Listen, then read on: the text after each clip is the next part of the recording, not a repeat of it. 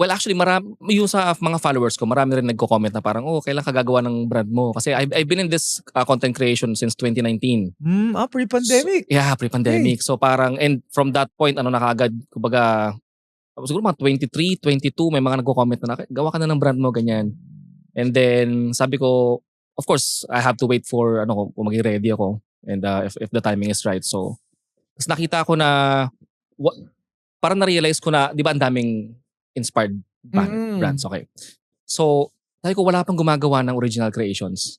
Sabi ko why not I'm the one to start yung path na yon. So original creations. Everything's original creations, yes. Kasi totoo yan merong mga iba, mga dupe nito, dupe, which aminado naman. Okay naman yan. Okay naman, pero it's like a more accessible, more affordable version of this. Yes. So ikaw talagang gusto mo original lahat. Yes. So, wow. Yeah. Kasi pag inspired by yung mga perfumes, hindi mo na kailangan i-explain Yeah, yun na yun. Diba? Sasabihin mo lang, ito yung Savage, ito yung yung Creed, ito yung ganyan. So, ito, original. So, you really put your branding into this. Kumbaga, wala kang hiniram, mga ganun, hinihiram mo nga yung dupe. Ito talaga, ikaw, diba? Yeah. How do you make from scratch? How did you think of these scents? Alright. So, isa sa mga parang advice that I got before I started mga 2023, kasi actually mahirap talaga mag-concept ng original na scent. Yeah. So there's a friend na nagsabi sa akin na parang, what if kuha ka sa mga core memories mo? Oh, that makes sense. Parang Maison Margiela yan. Yes, exactly. Actually, Maison Margiela is one of the inspirations branding-wise. So you can see may mga konting inuwa kaming konsepto dyan. In terms of the box, you can see here na meron din siyang image. Diba? Parang Banawi Bliss. Yeah, makikita mo kaagad. So parang ganon. So these are all original. Wow. Yeah, original. Okay. So kumuha ko ng concept from my past, in my life basically. So for example, one of the scents in there is called Memoire de Montagne. That is inspired by Suman. Wow, gusto ko yung Suman flavor. Suman scent. Oh. Try natin. Look na? Oh, sige. Oo nga, no. Yeah, try it. Because the magic is in the air. Kailangan lumabas siya sa sa bote.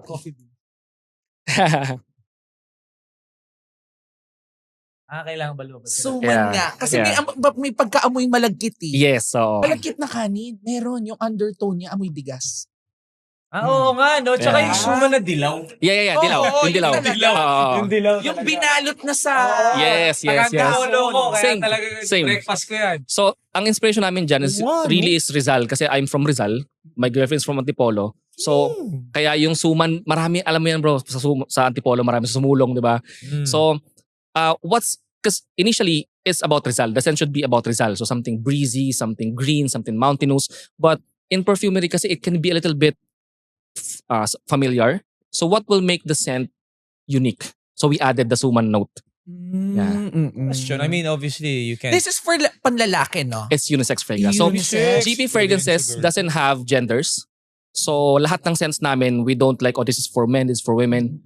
So lahat is based on stories lang talaga. Kasi even men wear feminine scents. Yeah, exactly. Diba? I wear for our fragrances. So yeah. Bango. Mabango siya. Tsaka parang feeling ko long lasting. Anong concentration nito? Everything is eau de parfum, meaning 20% all concentration. Question. Nice. Yung mga ganito, obviously you can't reveal how you make them. Pero literal na suman ba? So, there's this, may tinatawag tayo ng mga aroma chemicals. Yung mga pinaka-ingredients niya. So, the perfumer, I'm not the perfumer. The perfumer is the one who creates the scent. So, like for example, I'm, parang so to speak, ako yung architect ng scent. Yes. So, meron tayong mga Filipino perfumers. Isa yun sa mga gusto kong i-highlight actually. We have Filipino perfumers na kayang gumawa nito. So, it's a mix of different aroma chemicals to create that scent na parang amoy suman. Oo. Okay. So, yeah. So, ikaw lang architect, pero siya yung parang may mga engineer. Yeah, may mga engineers yung mga yan. Iba-ibang tao yan. Pero to come up with an idea, di ba? Of a scent. Yeah. Mahirap yun Yeah, medyo tagal. Kasi ilang thousands or ilang milyong klaseng amoy ba ang napaprocess ng ilong natin bilang mga tao, True. di ba? That's true.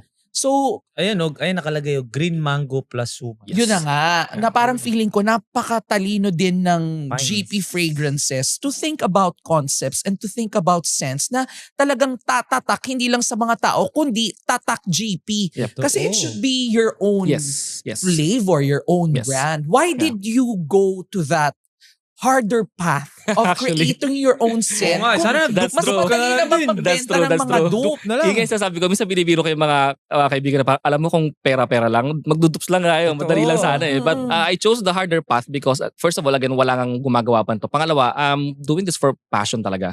Like, I want to elevate the Philippine perfumery and even parang yung buong Pilipino na parang gusto ko ma-experience ng iba yung higher style, higher level of perfumes. Yeah.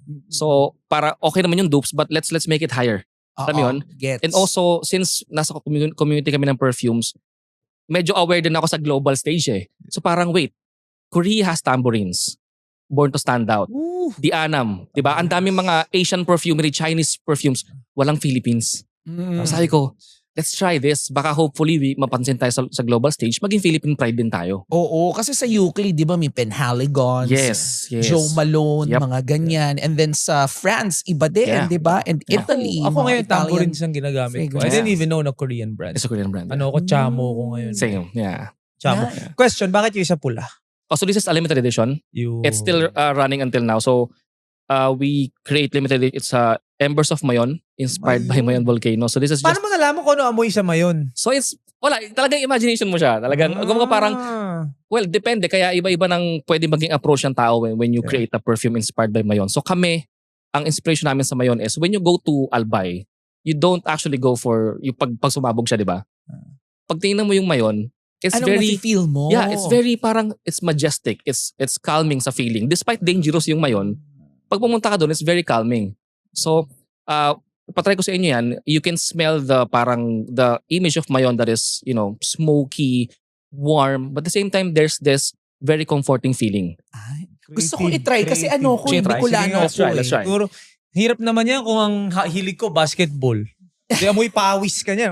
Ano yung scent niya? Pawis. Or amoy basketball Amoy court. basketball court. Mga sapatos na Anyway, I just want to go through yung history mo as kailan ka pa borderline addict ka sa pabango? Ayan, Embers of Mayon. Nagsimula yun? Kailan nagsimula? Well, I think, so I started 2019. Siguro mga 2017 nag-a-addict na ako sa pabango. 2017? 17 na ako. Ilan taong ka na ba? 33. So ilan taong ka Ay, nun? kasi edad ko siya.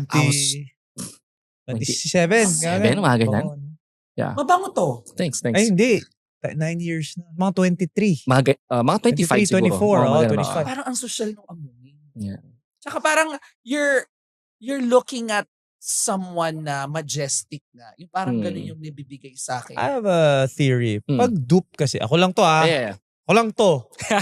Pag dupe, you will work harder to get the real thing. Okay. You get what I'm saying? Yeah, okay. You may start with a dupe, pero your end goal is to get kung saan ang galing yun. Nadali diba? mo. Kung dupe ako ng Creed, at some point, sana Creed na makuha mo yung sunod original. ko. Yes, yeah. With this kasi, wala. Ito na yun. Yeah. Diba? Ito yung end goal. Yeah.